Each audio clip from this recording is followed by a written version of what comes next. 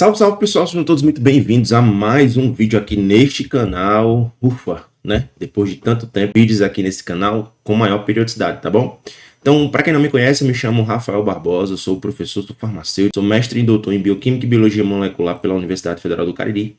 E estou aqui com vocês neste vídeo para a gente conversar um pouquinho agora sobre toxicologia. Como você já deve ter visto aqui no título desse vídeo, hoje nós vamos começar esse módulo de toxicologia falando um pouquinho sobre conceitos, sobre características históricas, sobre algumas informações importantes. Então, olha só, se você aí está estudando para concurso, se essa disciplina é importante para você aí na faculdade, se esse conteúdo aqui vai ser necessário para você numa residência, não esquece de se inscrever aqui embaixo, deixar seu comentário aqui embaixo no vídeo, que nos ajuda muito a fazer com que esse vídeo ele chegue para mais pessoas. Também lembrar vocês que aqui na descrição desse vídeo tem alguns links que podem ser muito úteis para você, como alguns livros, algumas coisas bem importantes, alguns materiais que eu deixo aqui embaixo. Além disso, se você quiser escutar o nosso podcast, Isso Pode Farma, também aqui embaixo tem um link para o nosso podcast, onde você pode escutar aí vários episódios que nós já gravamos durante todo esse tempo, tá bom? Então, eu espero que essa aula seja muito importante para vocês e vamos começar aqui a falar um pouquinho sobre toxicologia. Bom, toda vez que a gente fala sobre toxicologia, o que vem à nossa cabeça é veneno,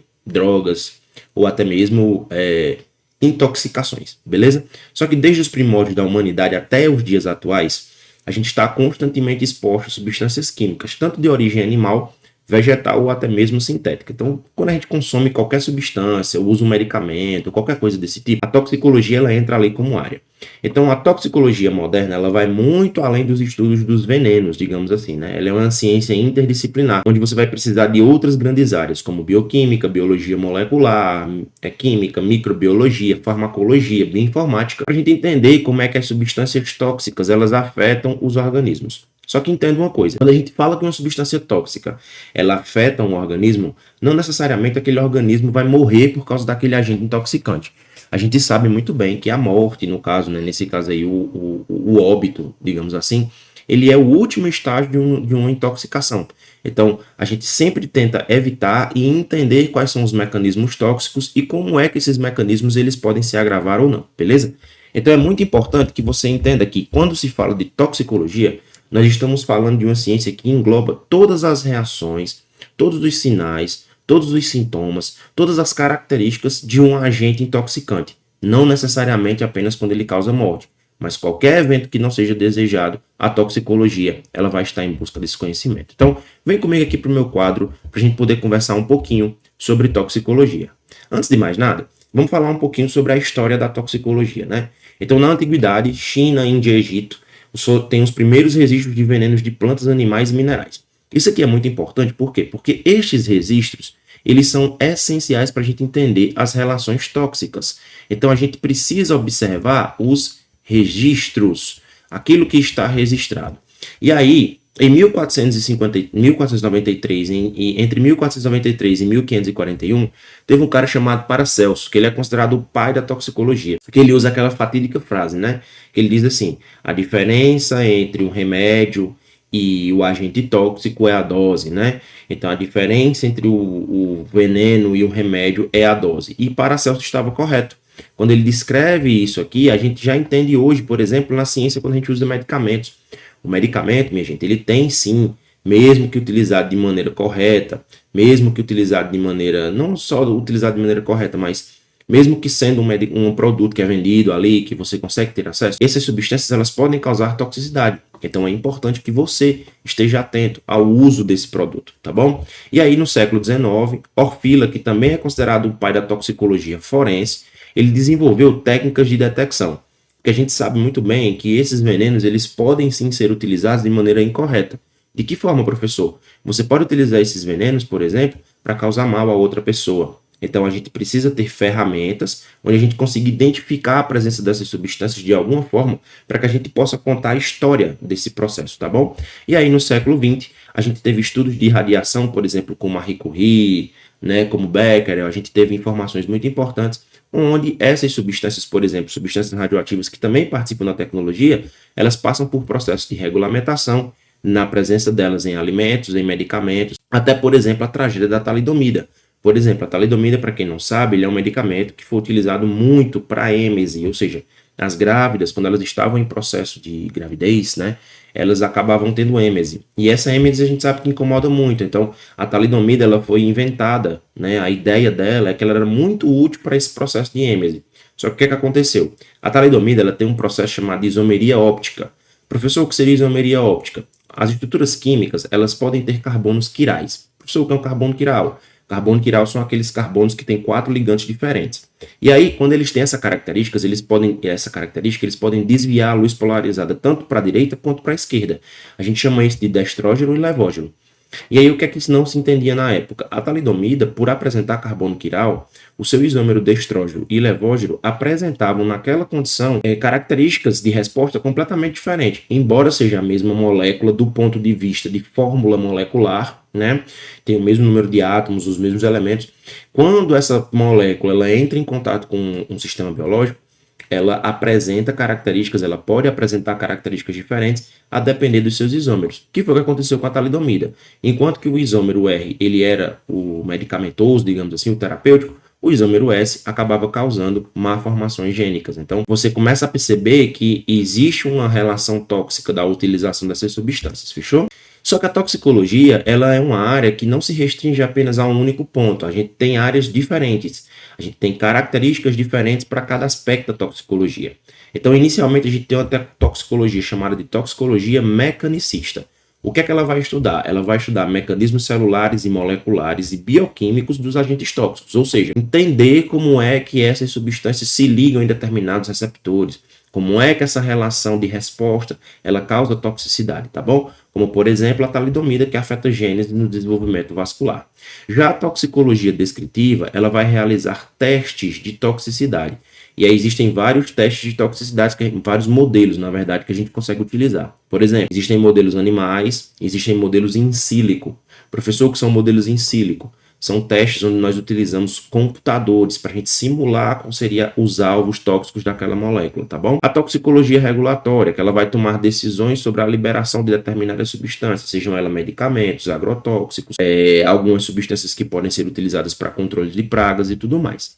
A toxicologia forense, que vai ter a utilização, né, como principal a detecção de substâncias com interesse forense, né? Ali, interesse em investigações criminais, a toxicologia ambiental, que vai estudar os impactos das substâncias no meio ambiente, e a toxicologia ocupacional, que vai analisar os impactos em atividades laborais.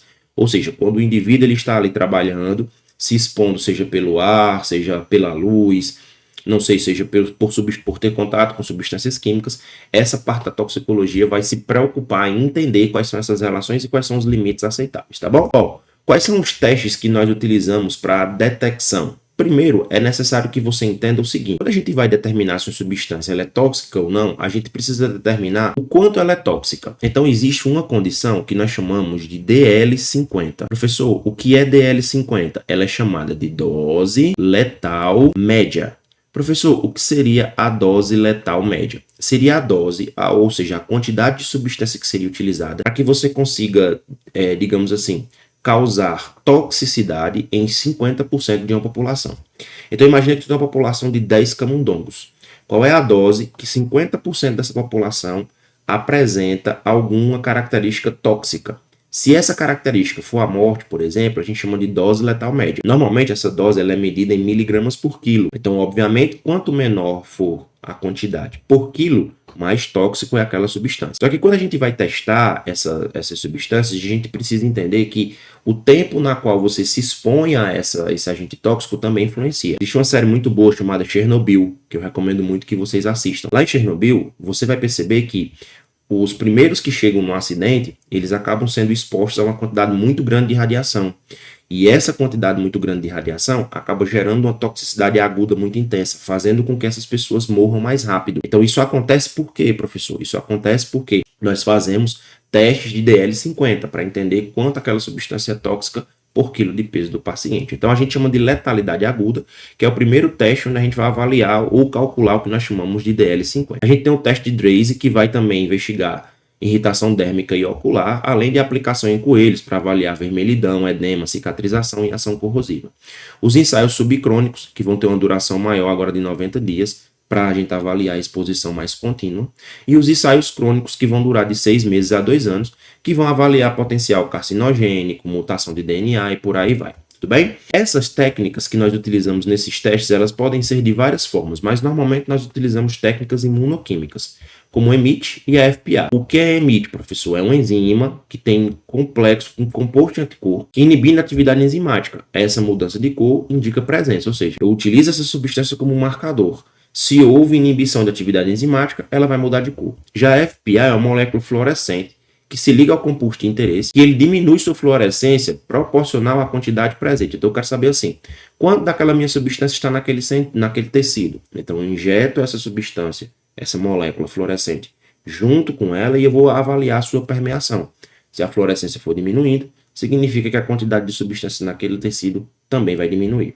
E isso, obviamente, vai influenciar na toxicidade, tá bom? A utilização de técnicas cromatográficas, como cromatografia de camada delgada, cromatografia líquida de alta eficiência, cromatografia gasosa acoplada à espectrometria de massa, que é justamente para você avaliar a quantidade dessas substâncias no meio, tá bom? Bom, quais são as aplicações práticas e alguns conceitos importantes dentro da toxicologia? Primeiro, identificar o que são reações alérgicas. Toda vez que você tem uma reação alérgica a uma substância, significa dizer que ela é tóxica. Ah, professor, mas ela não foi tóxica a ponto de matar. Sim, mas ela tem alguma característica de toxicidade.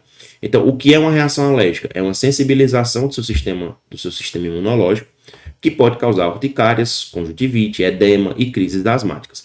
É bom lembrar que essas reações alérgicas, elas podem ser tão intensas, causando uma hipersensibilidade, causando aí um choque anafilático. Então é importante que você entenda que essas reações alérgicas precisam ser tratadas o mais rápido possível. Já as reações idiosincráticas são características únicas do indivíduo. Normalmente a gente diz que essas reações elas são aleatórias, porque às vezes um indivíduo pode manifestar uma característica que o outro não vai manifestar. Uma diferença entre toxicidade imediata e toxicidade retardada. Por exemplo, o chumbo, ele não vai gerar uma toxicidade aguda muito rápida, a não ser que a dose seja cavalar. Mas a longo prazo, se você tiver uma exposição a chumbo contínua, você pode ter uma toxicidade retardada. Já, por exemplo, a exposição a cianureto ou a cianeto pode causar uma toxicidade imediata. É importante saber disso. Os efeitos dessa toxicidade, eles podem ser reversíveis ou eles podem ser irreversíveis, dependendo da característica e da capacidade de gerar esses efeitos do nosso agente toxicante, tá? A toxicidade pode ser local ou sistêmica, o próprio nome já diz, concentrada num determinado local ou então se espalhando por todo o corpo.